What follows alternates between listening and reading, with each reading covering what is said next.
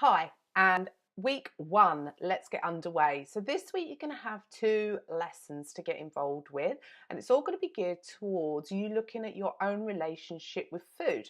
Okay, it might seem a bit strange thinking about our relationship with food and that we actually have one, but our relationship with food starts from day one of birth. There's actually some research that suggests that it starts before that as we're developing inside mum's tummy. But for this course, we're going to kind of look at it from the moment that we're born. So if you start to think about food, food isn't just about nutrition. We use food for lots of different reasons, and that all starts when we're children.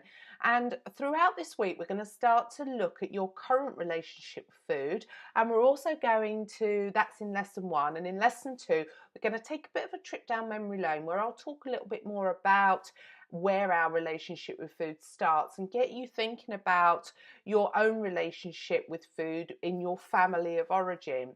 But the first lesson is about you starting to look at your relationship with food with certain food groups. Okay, if you've downloaded the workbook that was sent to you in your welcome email, this is a great time to either get it printed out and grab it because you are going to need it for this lesson, or if you prefer, you can just write the questions down in your journal or notebook and do it like that.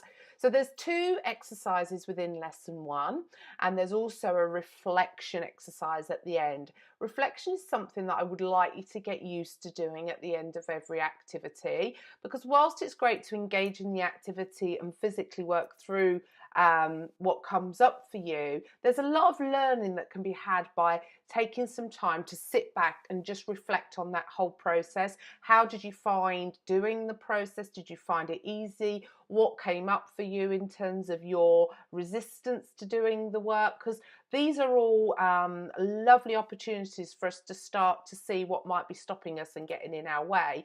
So if you're not familiar with reflection, okay, it is something that I encourage you, do not miss out on those steps. Just give it your best shot. If you're struggling with it, come into the group on Facebook and we can talk about it, and I can certainly give you some tips to help you with doing the reflection activities. So your lesson one today comes in two parts, and the first part is about you looking at the different food groups that are around us and thinking about what that triggers for you. So when you think about certain food groups, do they trigger happy feelings, excitement, or do they conjure up some kind of resistance? So just take some time for the first exercise and spend some time just jotting down your thoughts and feelings related to each food group, and then move on to the second part of the exercise.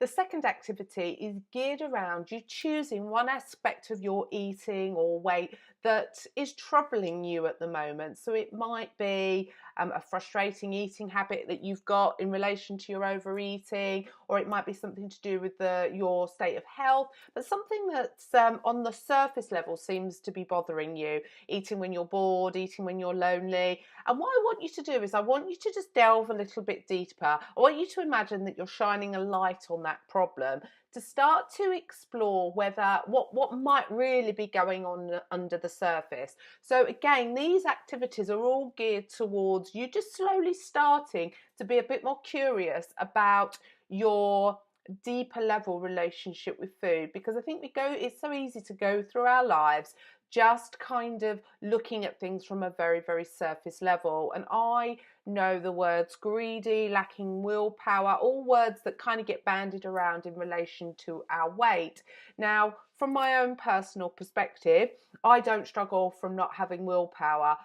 I've got an emotional attachment to food, which means I practice willpower every single day. So my willpower muscle is well used.